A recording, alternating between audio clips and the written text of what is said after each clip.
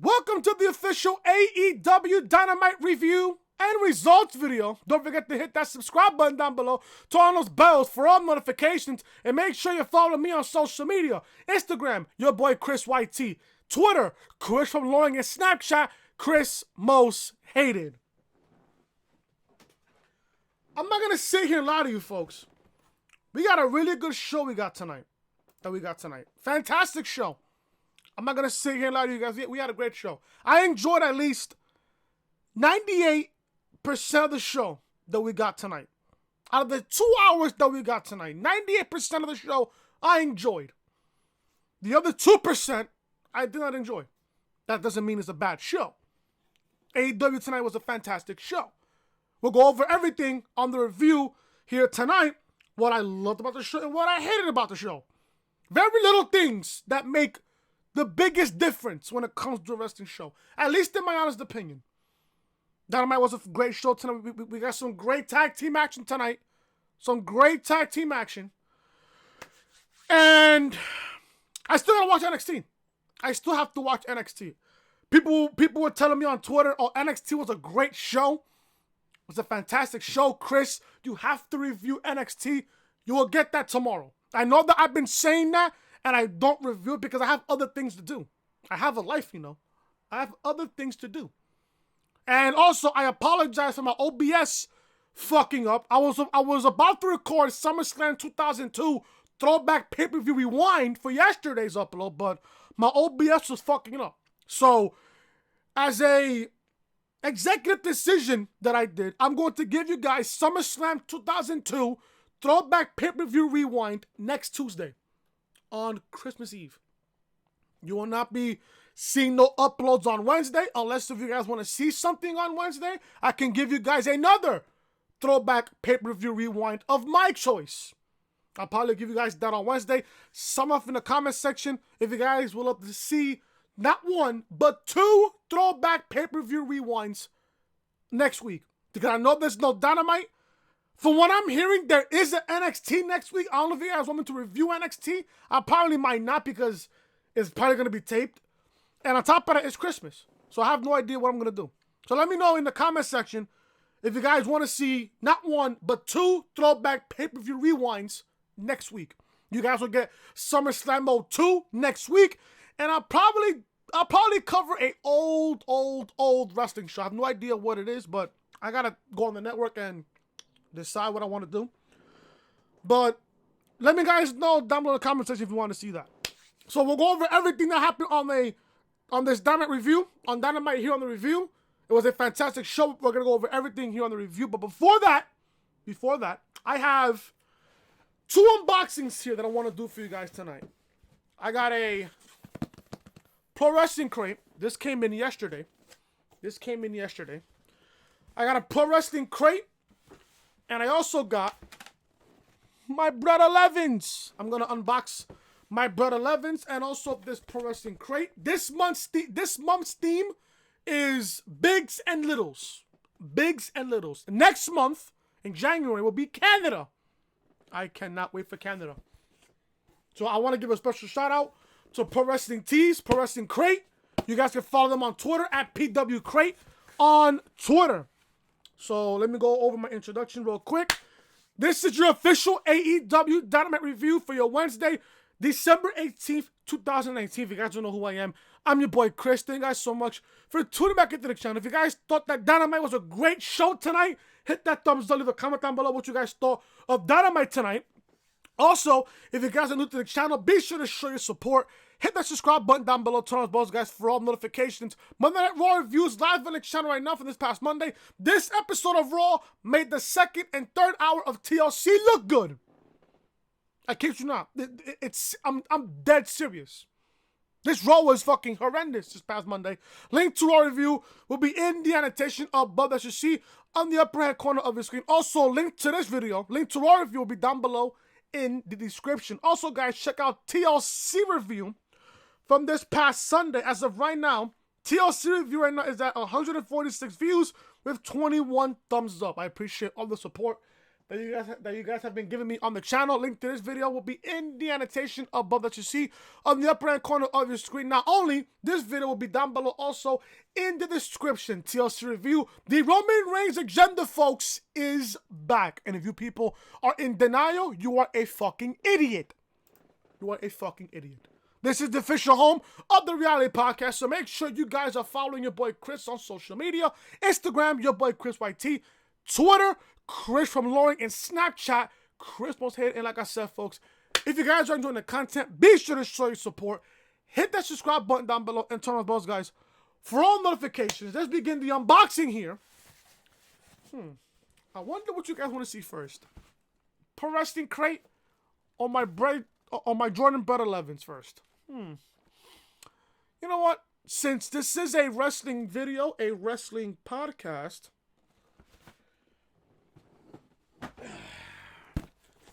let's open this bad boy, shall we?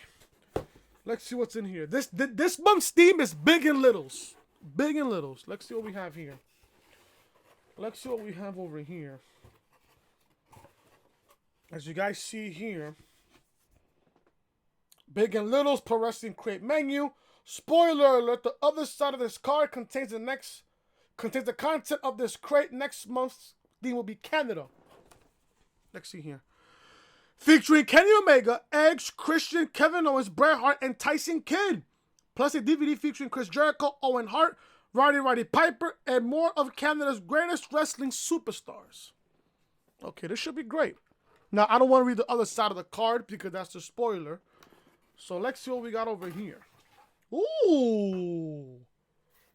We got a t-shirt. There's two t-shirts here. Two t-shirts. Oh, that's a beast. This is beast. I love this. This is monsters. Look at that. Andre the Giant. Ooh.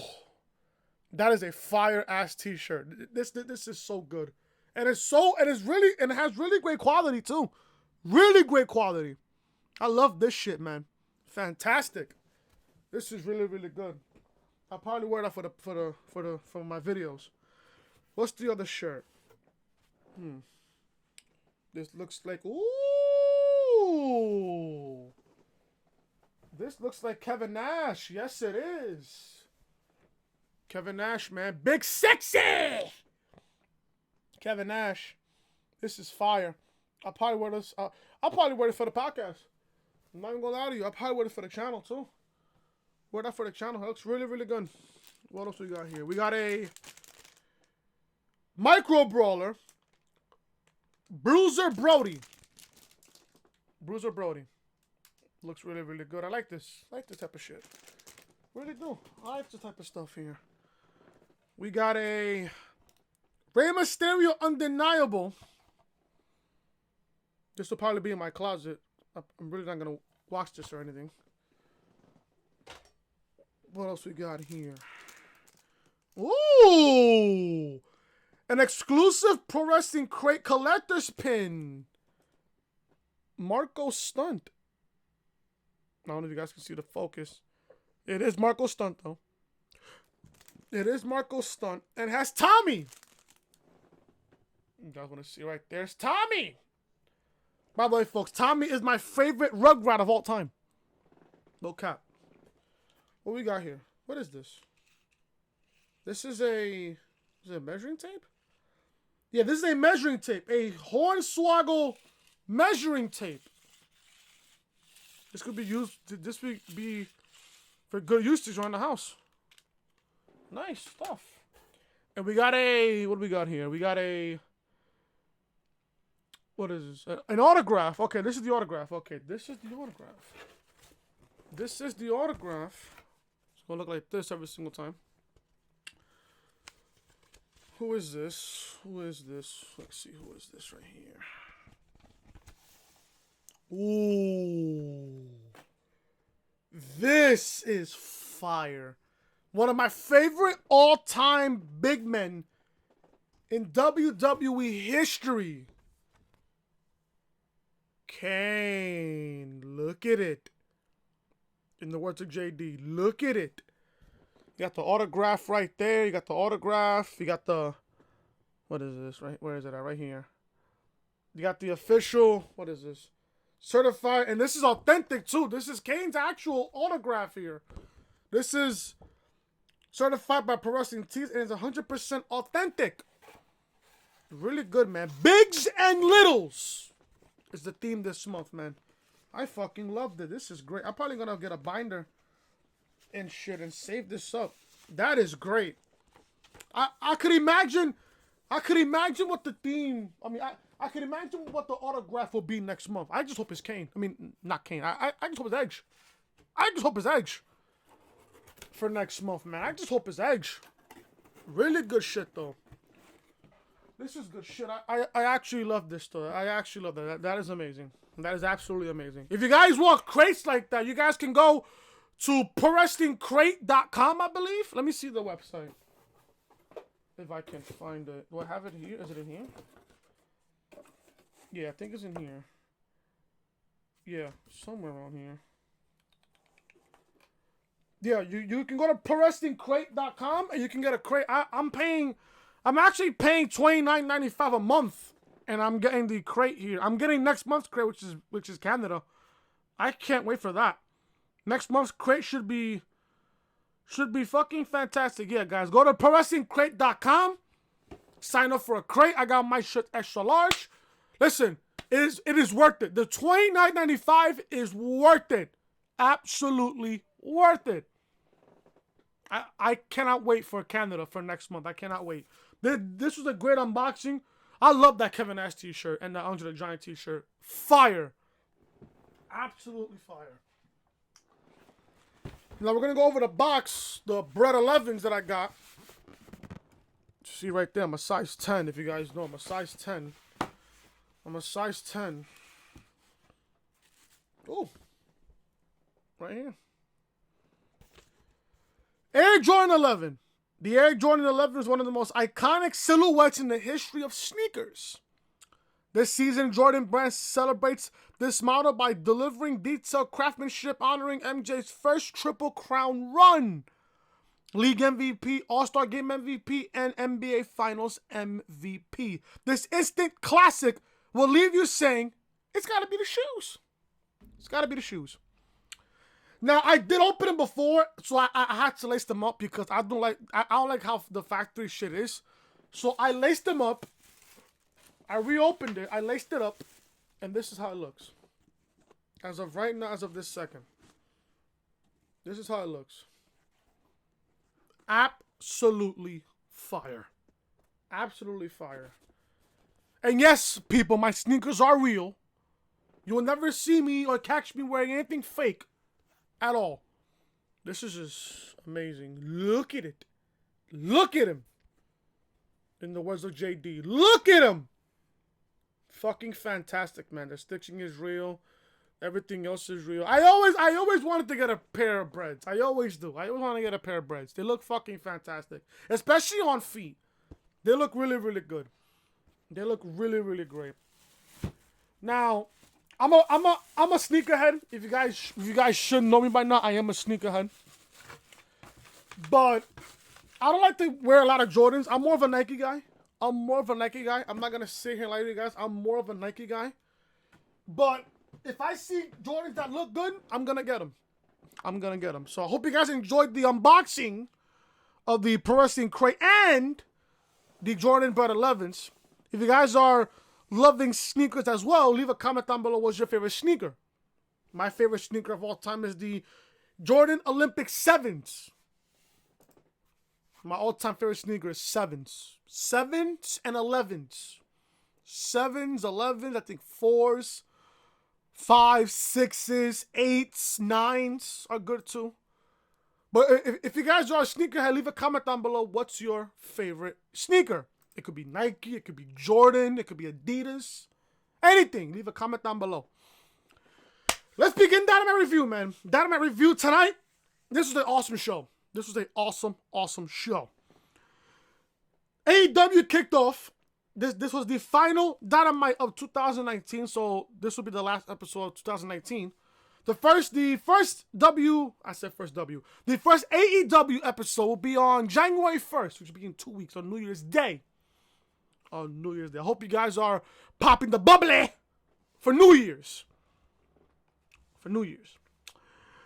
Dynamite kicked off with some tag team action. They started this show hot. Hot. We got Kenny Omega and Hangman Adam Page versus the Lucha Bros, Pentagon Jr. and Rey Fenix. This was a terrific, excellent, amazing tag team match. Loved it. I fucking loved it. Listen, I love all four men that are in this match. Love them. I love Kenny. I love Adam Hangman Page. I love fucking Rey Fenix. Is so far one of my all-time favorites right now in AEW. So far. Rey Fenix is just fucking spectacular every time I see him in the ring. He impresses me more every single time I see him. Just fucking phenomenal. I love it. And also against Pentagon Jr. I love Pentagon Jr. I love him. He's fucking amazing. Cero Miedo. Love it. Absolutely love it. This match was hard-hitting. This match was great. Fantastic for what it is. I was predicting the Lucha Bros to win this match here. Because I'm really thinking to myself, you're pairing Kenny Omega and Adam Hangman Page again. And I'm here thinking to myself, it's only a matter of time before Hangman Adam Page turns heel. He hasn't been the same, and I said this on Twitter. He hasn't been the same since All Out, when he lost to Chris Jericho for the AEW World title. He hasn't been the same since. He's been on losing streaks here and there. I mean, he's won a couple matches here and there, on a losing streak here and there. I mean, they did win their match last week, so that does count. That did get a win for Adam Hangman Page. But this match is great. This match is fucking fantastic, man. The tag team of Rey Fenix and Pentagon Jr. is just phenomenal. So far, one of my favorite tag teams right now in AEW, and my favorite tag teams right now in all of pro wrestling.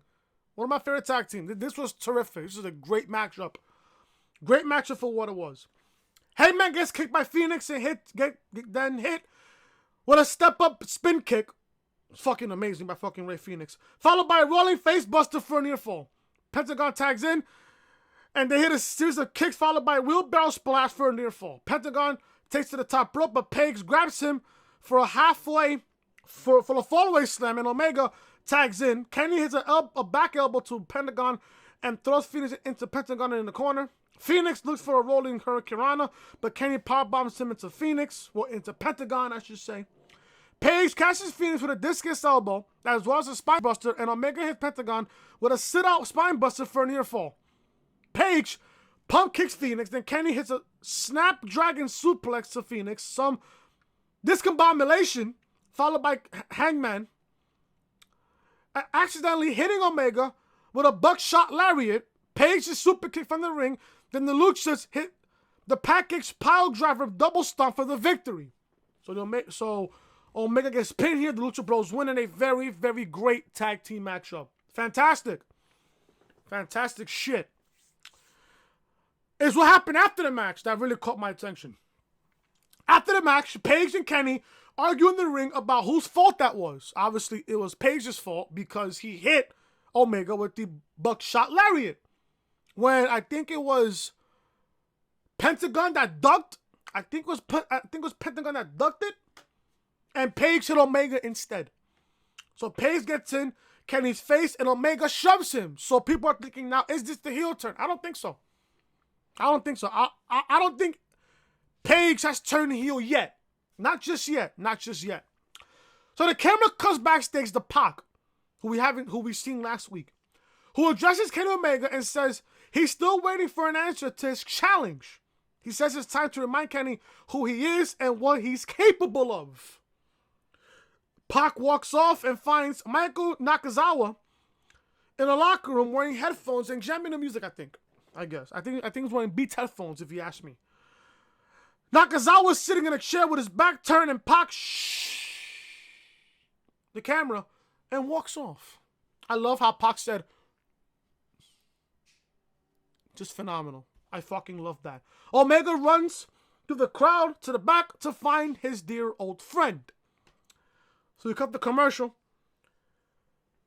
As usual, AEW does most of its actual storytelling in silent split screen during commercials. Sometimes I like that, sometimes I don't. But tonight, there was some point in this night that I hated the split screen during the commercial. I hated it. On this particular episode, I hated it. Kenny runs into the locker room and Nakazawa is gone. He's then attacked by the Lucha Bros and Hangman Page runs them off. Now, I like this. This is a great segment here. I think we're getting Pac and Omega down the road again in the rubber match. I think we're getting Pac and Omega again. I think. But the question is, obviously, when is Hangman Page turning heel? That is the one question. When? When is he turning heel? Who is he turning heel on? From what I'm guessing, he's going to most likely turn heel on Kenny Omega. Most likely. We don't know yet. It could be on Kenny Omega. It could be on anybody else. But I'm thinking it's going to be Kenny Omega that he's going to most likely turn heel. And then most likely we'll probably get a feud. We'll probably get a match between Page and Omega probably at Revolution. And they got a long time to build. Let this build. Let this marinate. Let this shit marinate. Real quick. You put the seasoning in. You put your salt and your pepper in. You put all the spices in on your fucking chicken or ribs. Whatever the fuck you eat. Let it marinate. Let it marinate. I think Page will turn heel, most likely on Kenny Omega, which I wouldn't mind. I wouldn't mind. One thing I will say though, I think AEW has a little bit more heels than baby faces. I think. I don't know, but that's just what I think. I think AEW has a little bit more heels than baby faces, which I don't mind. But when you have too much heels, that's just something that I can't work with. But this was good for what it was. I loved it. The question is, when are we getting another Pac Omega match? And when is Page turning heel on Omega? It's only a matter of time when. I don't mind this though. Great matchup. Great segment to really close us out so far on the first part of AEW Dynamite. I thought it was great. It was fun to watch. And at the same time, Pac, the bastard himself. Love that. Love that. Moving on with the show, Darby Allin and Cody versus the Butcher and the Blade with the Bunny and Ali. Man, Ali. Ali is one bad bunny. I said this last week. I'm going to say it again. Ali is one bad bunny. Yeah. Okay. Here's the one part of the show that I did not like. Don't get me wrong. The tag team match was great. I said this on Twitter. The Butcher and the Blade, they have a great look. Great chemistry. Fantastic look. What is their tag team name?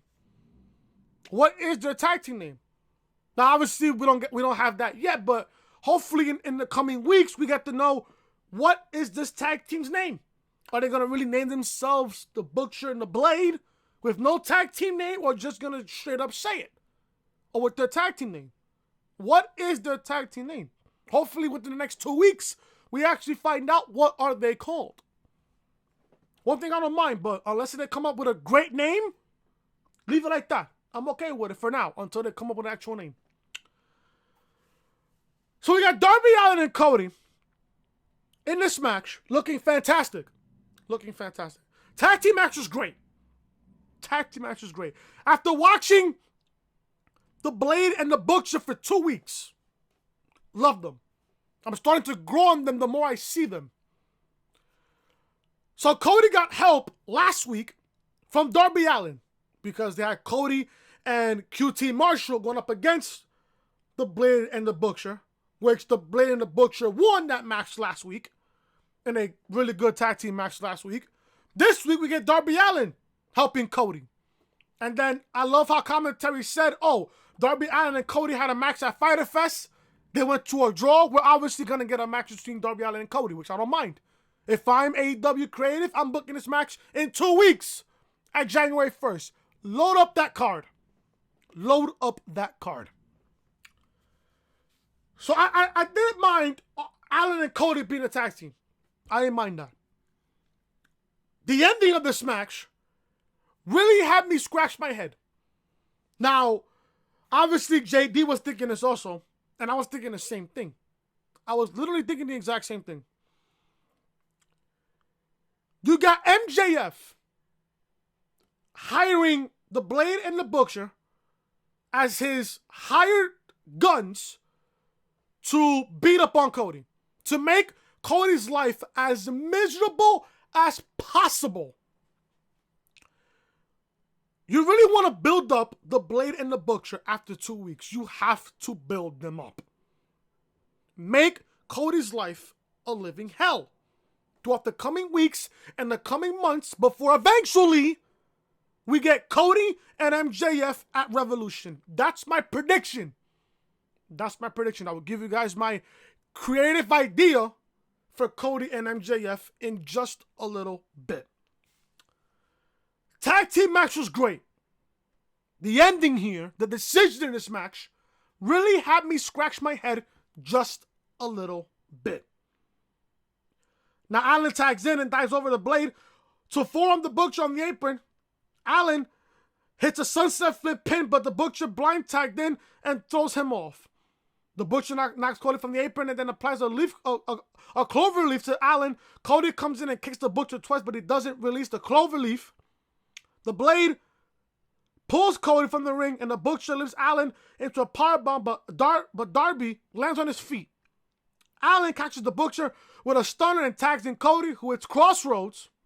The Bunny gets on the apron to prevent the referee from counting. The Blade tags in, and Cody throws him to the floor. Cody and Darby hit stereo suicide dives. They get back in, and Cody hits the Butcher with a disaster kick, and he lands on the apron, while Allin hits a coffin drop on the apron.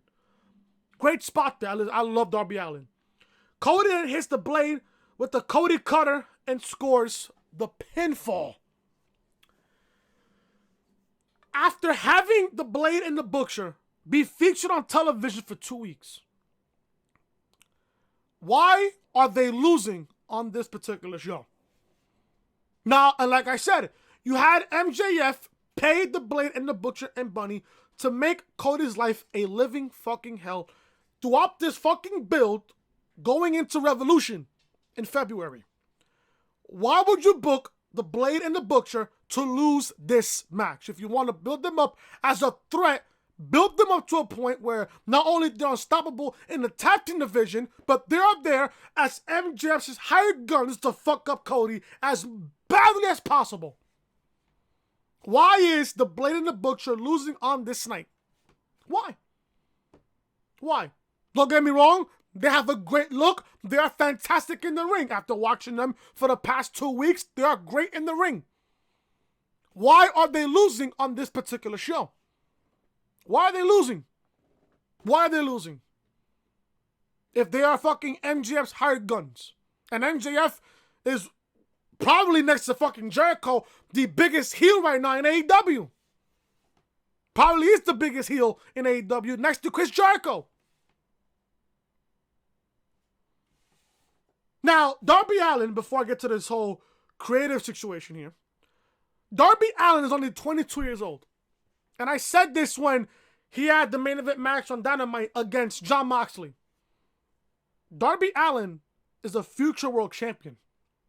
Darby Allin is a future AEW world champion. He's got the look. He's great in the ring. He's got a great gimmick. People are behind him. He's over with the crowd. He's got a bright future in his hands. A bright future. I love Darby Allin right now. He's one of my favorites right now in AEW. I love the guy. He's fantastic in the ring. He's just great. His athleticism, the way that his vibe in the ring is just fucking great.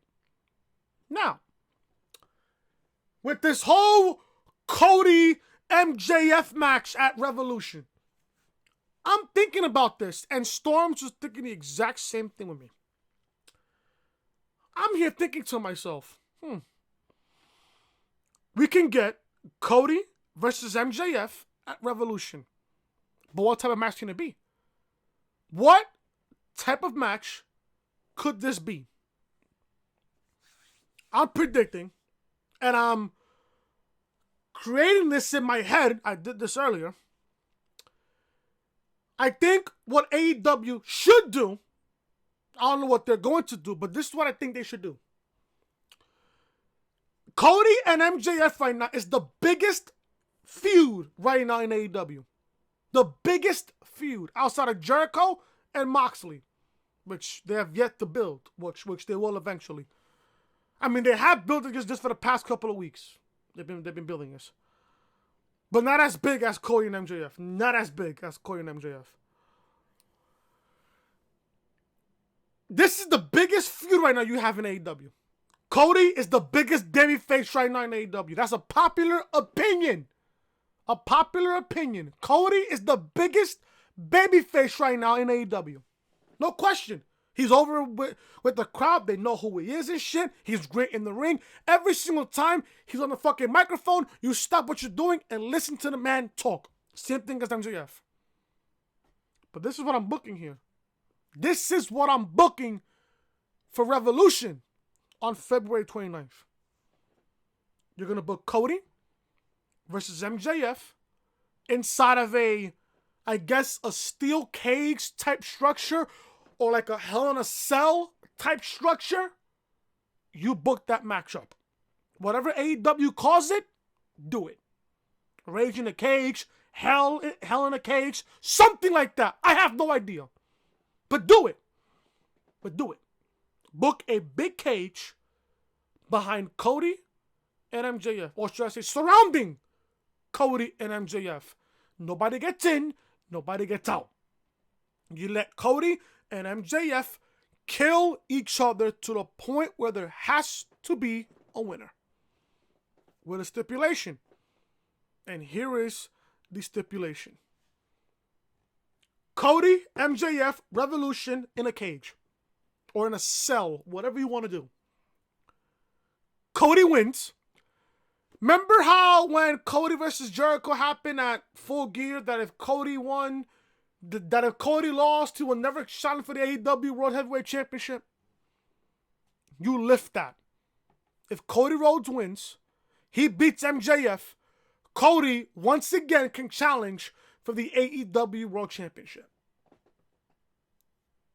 If MJF wins, if MJF beats Cody at Revolution in this cage match, if MJF beats Cody, Cody must retire from in-ring competition.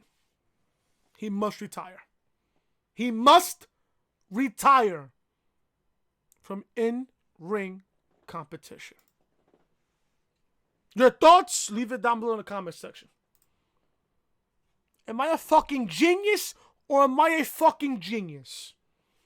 You want to build up that matchup? You want to have as much tension in this match? You do what I just booked.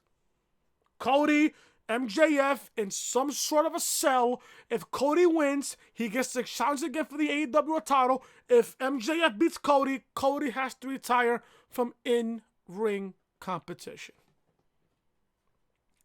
That is what you do.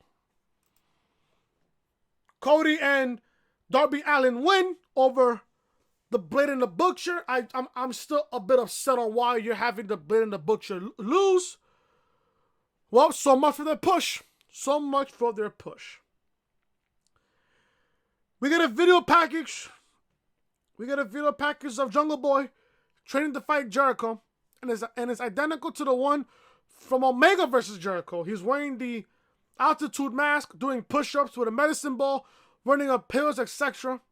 Jungle Boy versus Jericho is later on tonight. We go back for commercial. We get Awesome Kong versus Miranda Alice. This match is quick. I did not watch this match, to be honest with you.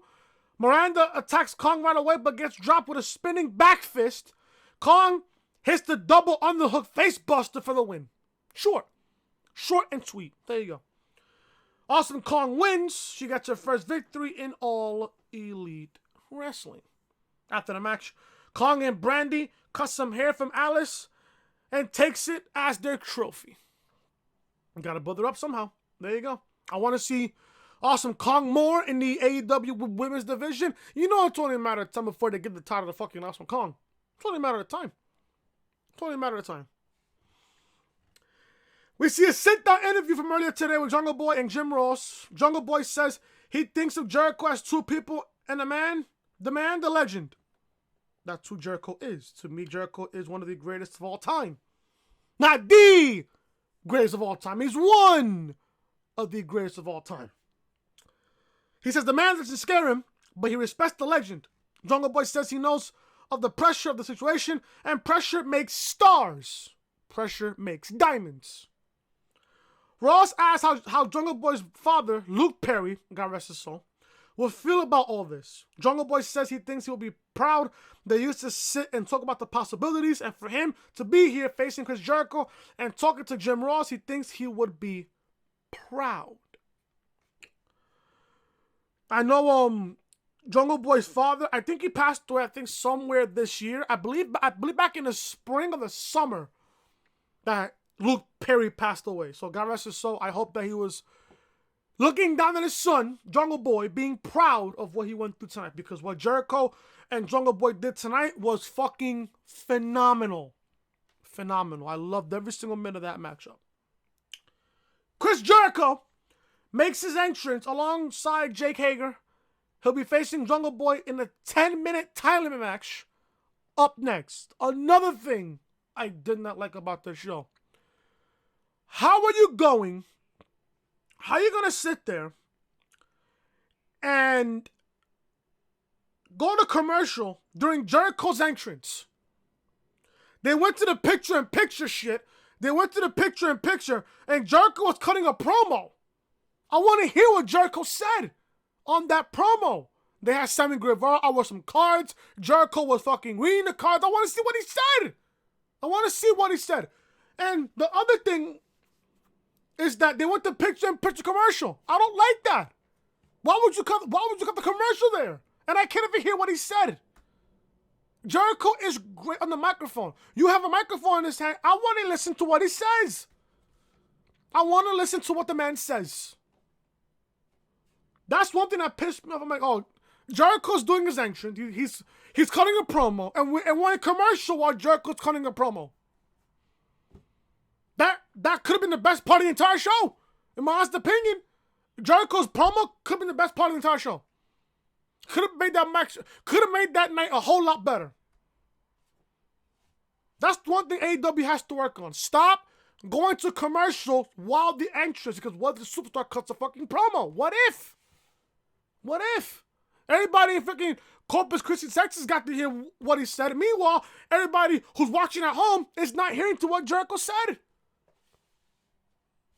That right there pissed me off. I'm not gonna lie to you. It really did piss me off. I want to hear what he says. And Jericho, he's funny. He's just hilarious. He's just fucking hilarious. So we got Jericho and Jungle Boy in a 10-minute time limit match. I love how Jericho could have fought against anybody else in AEW. Jericho could have fought against anybody else in AEW. He fought Jungle Boy in a 10-minute time limit match. And it was great. The last 5 minutes of this match, it was great. Jericho completely owned the first 5 minutes of this entire match. The first 5 minutes, Jericho absolutely took over the entire matchup. Took over. Until somewhere in the 5-minute mark, Jungle Boy had an advantage on Jericho. He had an advantage. He caught Jericho by surprise here and there. And I loved it. I love how Jericho is working with somebody like Jungle Boy. And he put him over. I think Jericho said it on his podcast that, he's also in AEW, not only to make a difference, not only to change the universe, but he's there to put people over.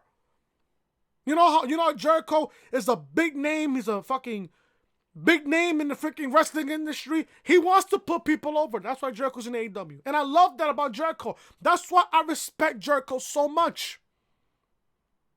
Remember when Jericho was first in World Wrestling Federation back in 99? I'm not gonna lie to you. In the beginning, I never took him serious. I never did.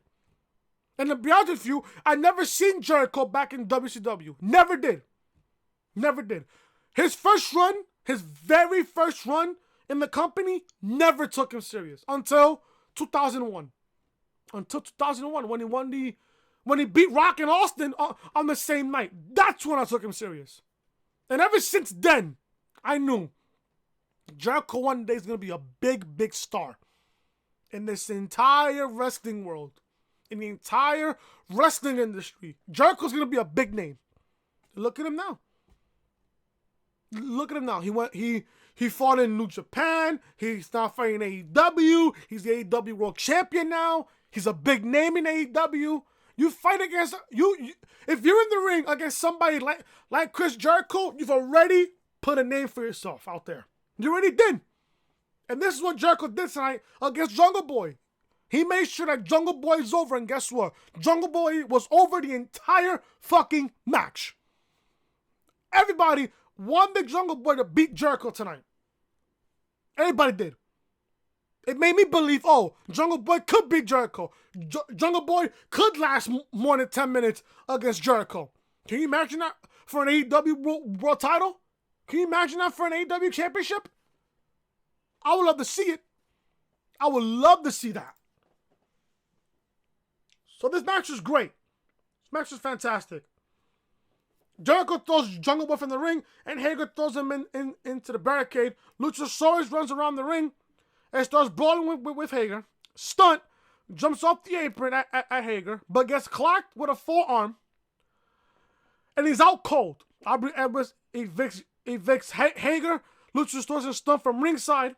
Jericho puts Jungle Boy back in the ring, but gets caught with an inside cradle for a near fall. Jericho kicks the back of Jungle Boy and chops him.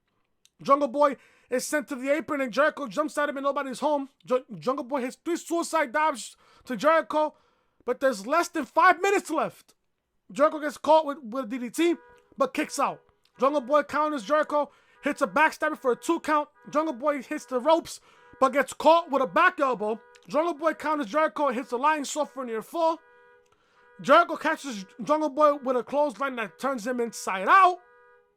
The fact that Jungle Boy sold the shit out of that clothesline really made me impressed. Jericho lifts Jungle Boy and chops him hard, then catapults him into the bottom rope. Le Champion chokes Jungle Boy with his boot, taunts the fans. Jericho has a punch block, then gets clocked with a few punches. Powerbomb from Jericho, and he turns into the Lion Tamer with about a minute left on the clock.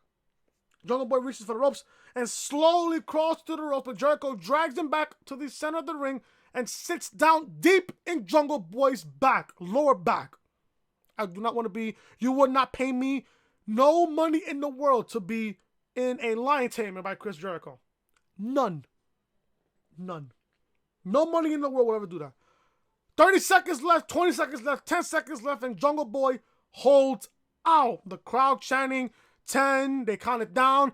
Justin Roberts counted down from 10 to 0, and it was a 10-minute draw. The bell rings, everybody's going happy. Jericho and Jungle Boy proved to himself, he proved to Jericho, he could last more than 10 minutes of Jericho in the ring. And that was the entire selling point of this match.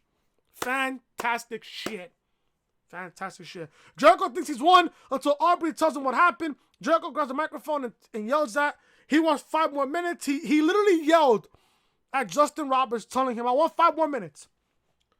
So the bell rings. He then beats he then beats Jungle Boy around and throws him over the ropes, but Jungle Boy holds on. He comes back into the ring, hits Jericho with a Hurricane Rana, and Edwards counts, but Jericho kicks out. Jericho then takes his belt and leaves, so a draw, I guess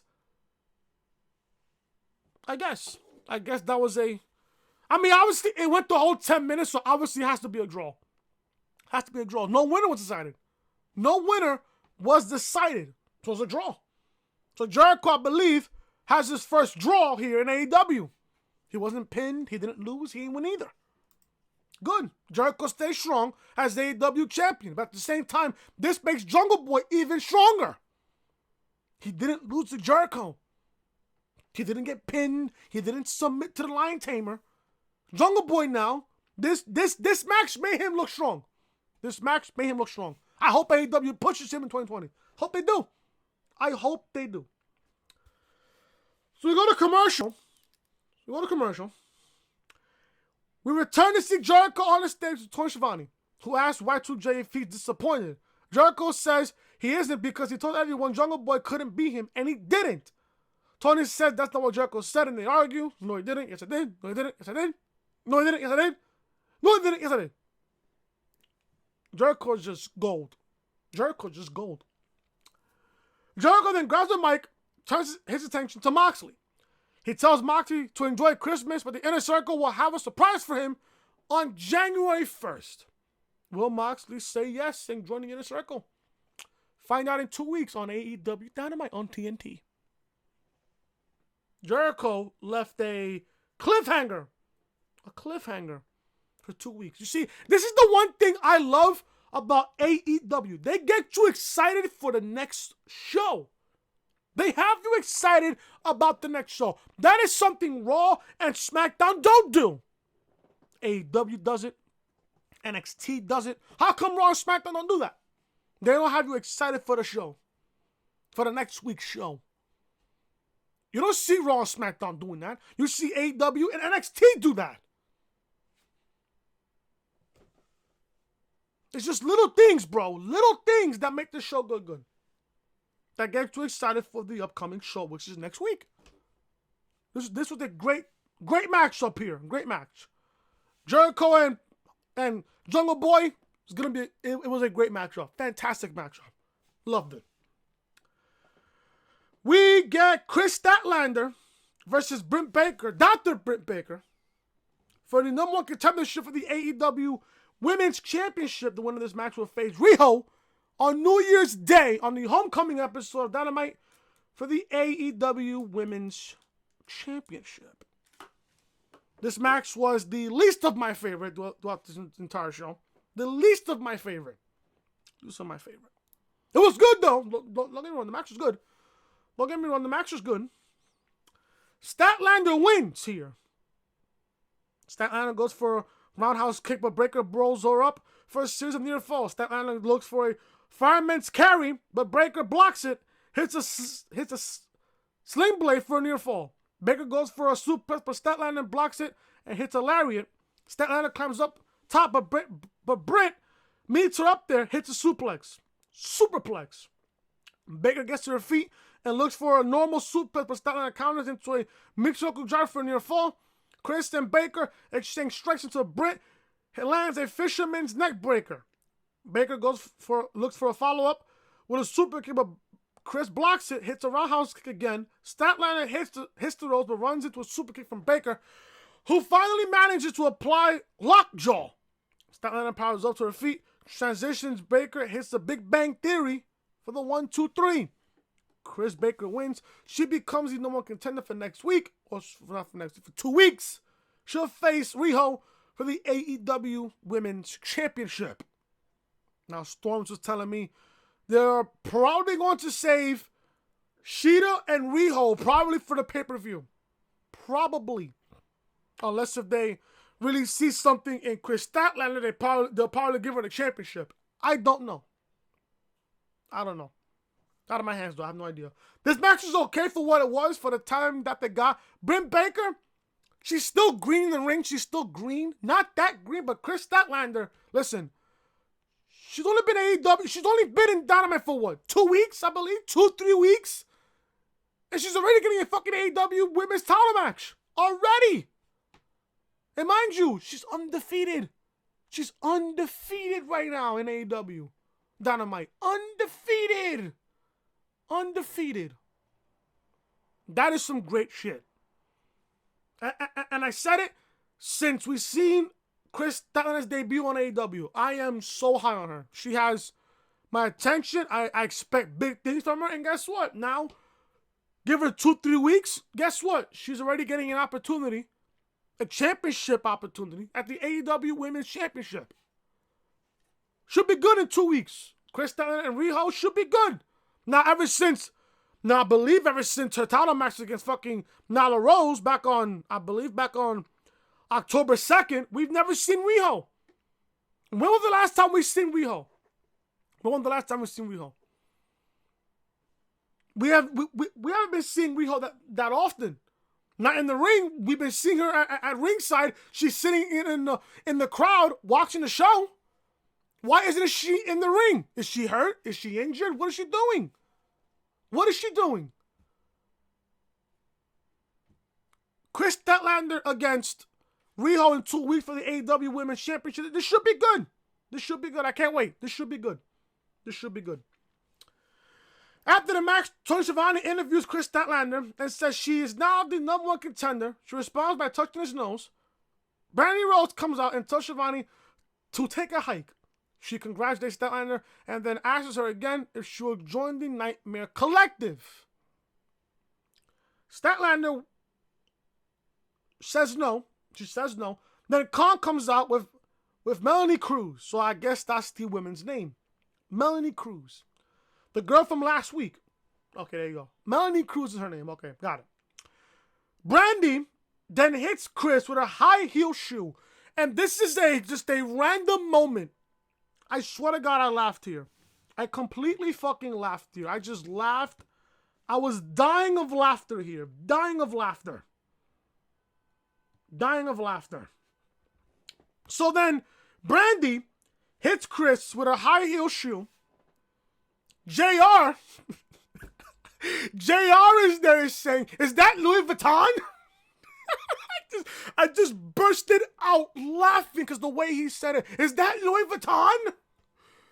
That shit had me weak for like 5 minutes. Had me weak. It was fucking hilarious. So Brandy then hits Kris with a high heel shoe. JR asks, is that Louis Vuitton? All this is just bad stuff. I mean, you can't have 3 Colts in one show, and this is easily the worst. This is according to my notes here. I mean, I don't really mean that, but it's in the notes. It's in the notes here. I don't know. I mean, I wouldn't want to see Kris Statlander in the Nightmare Collective. I really can't see her there. She's just too over to be in that stable. She's just too over. She's just too over. That's just in my opinion there. I can't really see a good woman like Kris Statlander, who's a babyface, on that stable. Maybe we get a Kris Statlander versus Awesome Kong feud in the near future. Maybe. Should be good. Should be good. Tully Blanchard is backstage with Shawn Spears, who says he is looking for one lucky AEW star to be his partner. He says AEW actually cares about tag teams and there's money in it. I don't know if that was a direct shot to Vince in the main roster. I think that was a shot. Take it from there. Tully says they need the right guy, someone who is on Spears' level and has chemistry with him. He says Spears needs his own Arn Anderson. Spears agrees, and they walk off to look for him. Hopefully he finds that partner, because I see money in Shawn Spears. I really do. I see money in Shawn Spears when it comes to AEW. I see it. I absolutely see it. Finally, guys, we're on the main event of the evening. This is your main event of the evening. SoCal Uncensored SCU defends the AEW Tag Team Championships against the Young Bucks. I said this last week when the Young Bucks went up against Proud and Powerful. I said this last week. I do not mind that the Young Bucks win here. I do not mind it. But then again, I would love to have Proud and Powerful be in this matchup. Be in this match. Now, here's the thing here.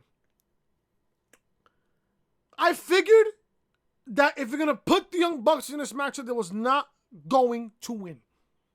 Because why? Because they are executive vice presidents of AEW. How would that look if Matt and Nick are EVPs, executive vice presidents of AEW, and they are the AEW World Tag Team Champions? No.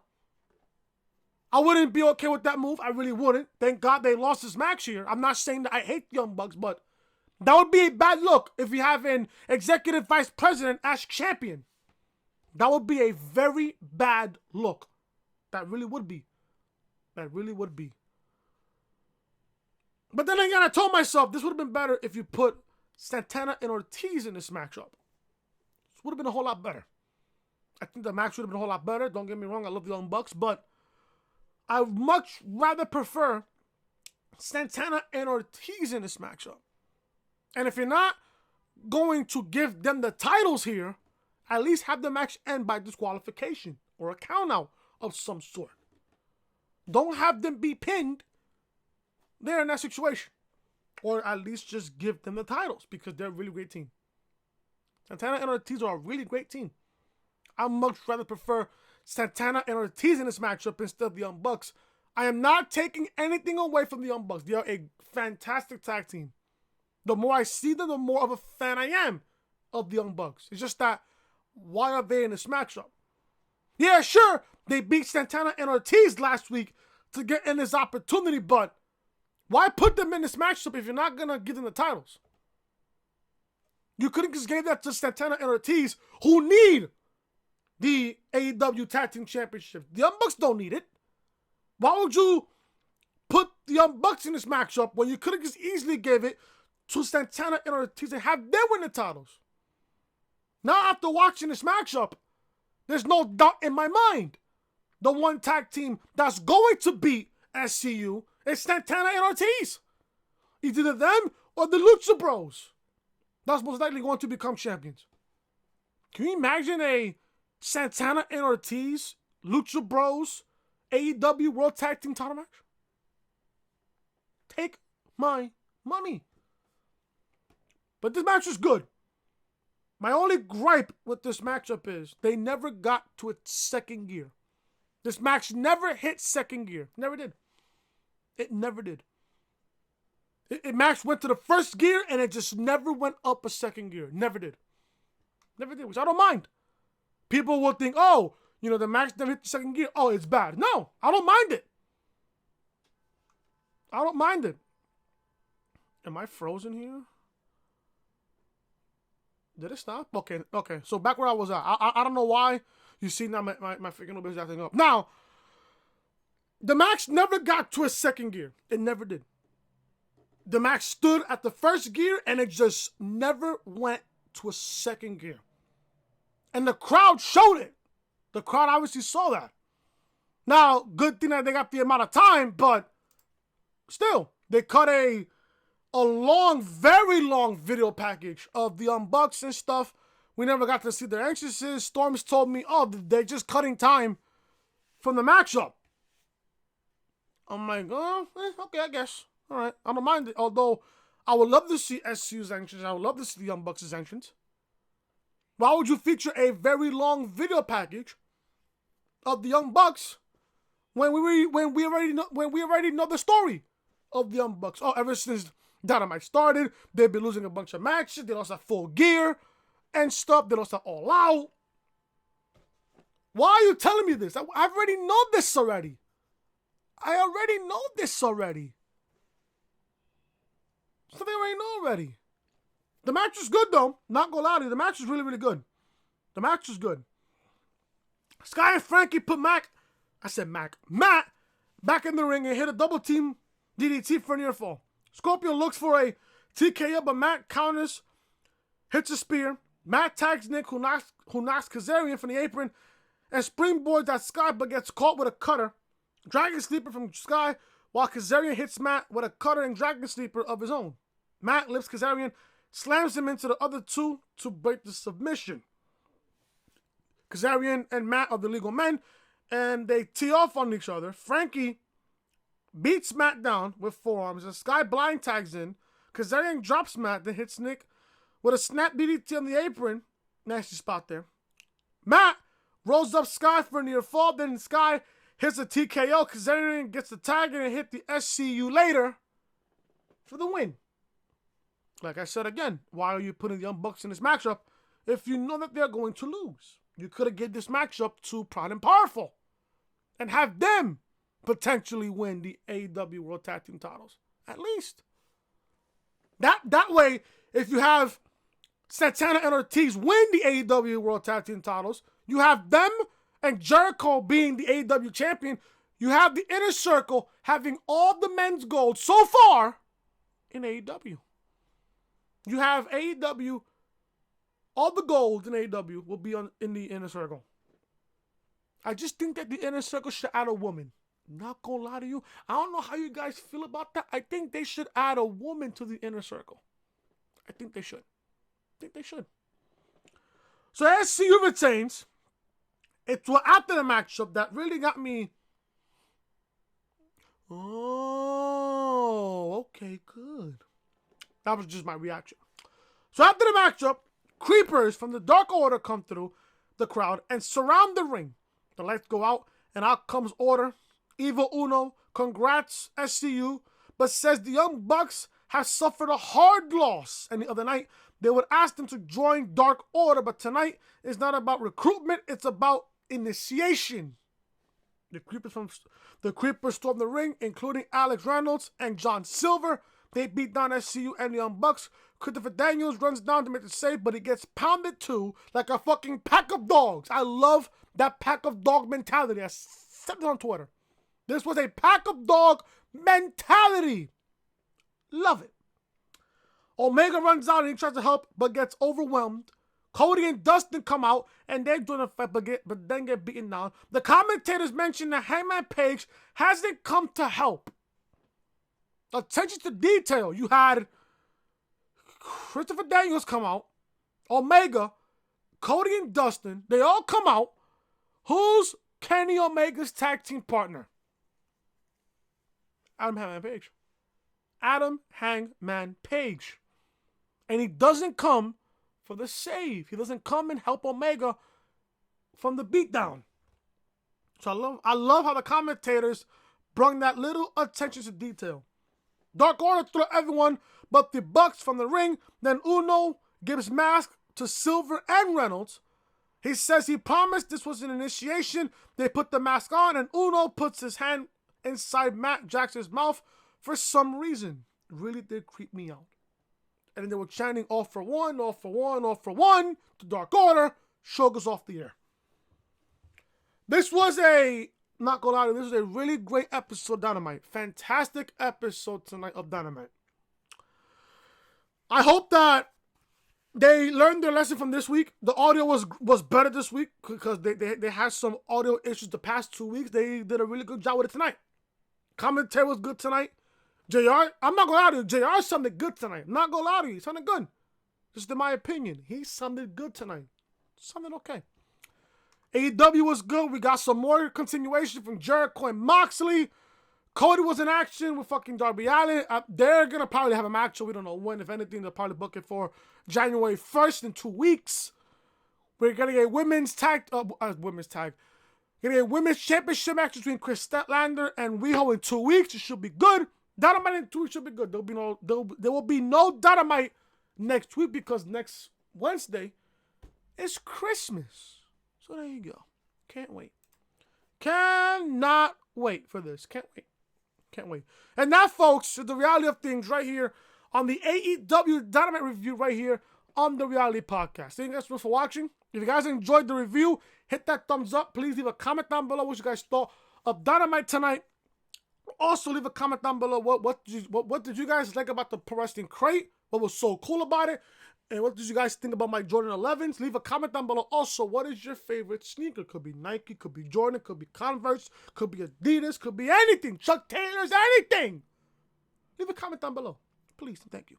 Also, if you guys are new to the channel, be sure to show. I said please.